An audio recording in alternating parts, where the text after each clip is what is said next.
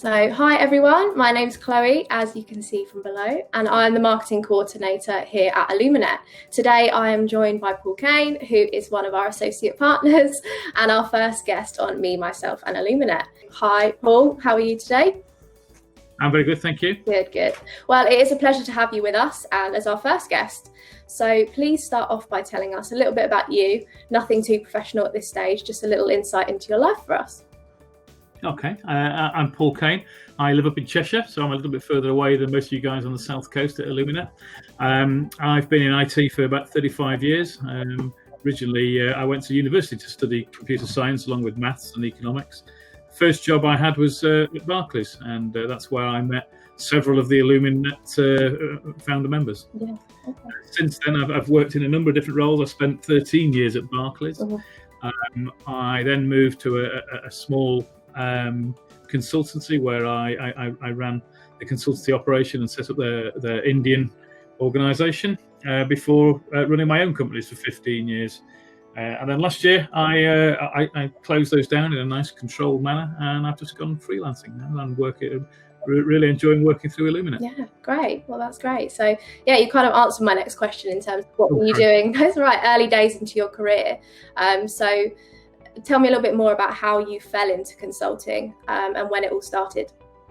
Okay, I probably did fall into consulting. So my original career was as a systems programmer, but I then moved into sort of managerial roles. I then went to work in procurement, which was an unusual move for some of the techie guys in those days. I then went back into project management. And so when I moved out of Barclays, I found myself in a smaller organisation, having got experience of a number of different areas of the business. So consulting was a sort of natural landing place for me in many ways. And I've dipped in and out of it, even though I was running my own companies for a number of years. Part of what I did was I would actually sell myself out as a consultant to work with some of my clients as well. So it tends to not always be the same. Mm-hmm. I sometimes work on commercial projects. Sometimes I can be working on a technical project implementation. Other times it could be an organisational transformation. So it can be lots of different things. I've had my fingers in many pies over the years. So it's just given me a broad base of skills. So what would you say is your favourite thing about working in consulting and being a consultant? It's actually bringing a new perspective to somebody else's problems and helping them solve that problem. That's what I really enjoy. So, I've done it a few times where I've gone in and people have told me the problem was X. By the time we finished analysing it, and we had a look and we said, no, it's actually Y. So there was one where somebody had a problem with backups, and actually it was just their whole server infrastructure was a problem. We revamped that. All the backup problems went away, but actually had a much better infrastructure as a result. Similarly, I've done similar things with commercial things. People often want to change suppliers, but when you analyse it, actually staying with the same supplier but changing the way you interact with that supplier is actually a better thing to do in most cases. Okay. So where along this path of, I guess, your consulting journey, did the paths of you and Illuminet cross? Who did you meet and how did you meet them? Tell me about it. From the Illuminet people. I met Greg and Graham and Steve when I was working on all various total quality initiatives in Barclays. So we had a number of people from all around the country that were running facilitation training and total quality training, and we often used to get together as a group. So all the facilitators would come together, and so the pool guys would come up, and we would meet up with all the guys from the north, and there was a few people from London and from Gloucester, and so we just built quite a strong bond from there, and that was 25 years or so ago. Mm-hmm. And it's just one of those things where once you've had a close bond delivering a project, that doesn't go away, and people know that they can trust those people that you've worked with. If you've delivered a quite a difficult project, you can trust those people on anything you work with in the future. And that's how I've found that on a number of projects throughout my career. Mm-hmm. Yeah. So how long have you been associate partner with us now? It's about 12 months now. So I think I spoke to, yes, it is 12 months, because I spoke to Greg and Steve in Sheffield in about in the October, and I think I started on my current assignment in the November. So I think November the 20-something. So it's almost exactly 12 months since I actually started working with you guys. And I signed up to be an associate client director as well. So because I take the opportunity to try and build Illuminet's footprint within my clients as well. So that's been an interesting development as well. Mm-hmm. Great. So tell us a little bit about the sort of work that you've done with Illuminet over the 12 months. What has been your biggest achievement or your best highlight? What project has it been that's really stood out to you, I guess? Okay, so they're kind of all related with the projects I've worked on. So I was basically doing a network discovery project for a police force. And as a result of that project, I identified a number of different things.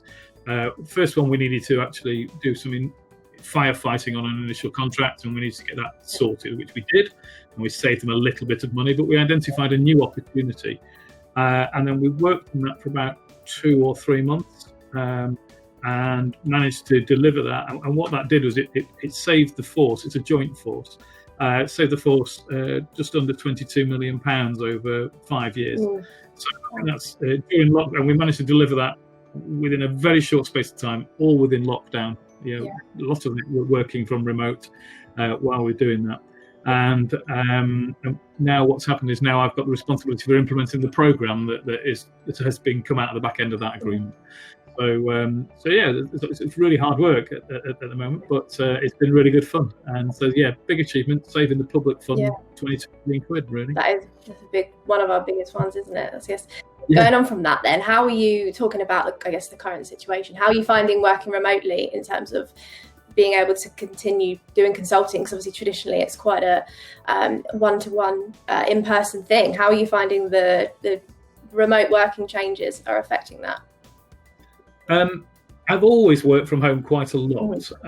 That tended to be sort of telephone and emails, really. But now with the advent of Teams and Zoom and all the other different conferencing systems, that makes one-to-one interactions actually quite good. What's strange is if you're more than about 30 seconds late for a meeting, you feel really guilty. Whereas in the old days, if you rocked up with a cup of tea and biscuits, you could get away with being 5 minutes late. And not that I plan on being late all the time. But the downside, I think, is when you're actually trying to solution something. So I have found that the consulting side is okay, but the solutioning within a project where you need to get a bunch of technical people together, where typically you'd sit around a whiteboard and work things out, that is a bit more difficult done on a Zoom call. You can get everyone together, and it's easier to get people who are geographically spread on a call together. But people don't really interact in the same way. Nobody sort of steps up to the whiteboard with a pen and starts going, well, what if we did this? Or what if we did that? But I think we lose a little bit of that. But overall, though, the positives have outweighed the negatives. I think it's been a positive experience for me. Yeah, absolutely. So what are you most excited for about the future working with Illuminet? Well, there's a number of things, to be honest. There are a number of things. Apart from continuing to work with what is a really lovely bunch of guys to work with, I've really enjoyed being with them. Very inclusive into their organisation for someone who is essentially outside it like me. But we have an opportunity to reproduce what we've done for this police force at other police forces. So I'll be really interested to continue to work on that and see how we can get some benefit from that for ourselves as well as for the police forces that we work with. I've also helped to build up the RPA Centre of Excellence spin cycle with Anna. So that's really interesting. And also the super squads that we've had for doing business development. We've got 3 or 4 really interesting leads that have come out from some of my old contacts. The methodology we've used there, using the Illuminet methodology to apply it to a sales cycle, has really helped. So every week we have our call, and we had one today, in fact, and we've got a number of really good leads, and we think we've got a couple that will turn into business in the not too distant future. So I think it's been really positive. So I'm looking forward to just a number of different battles on different fronts, but lots of different things. So client work, RPA work, and business development work. Yeah, great. Okay, well, that actually was my last question. Just short and sweet interview. So there we have it. That is the first episode of Me, Myself and Illuminet done, just like that. Thank you, Paul. It has been a pleasure to get to know you a little bit and know about the great work that you do for Illuminet now, previously, and what's coming up in the future. So thank you so much. Thank you. It has been a pleasure. See you next time, everyone. Yeah, cheerio.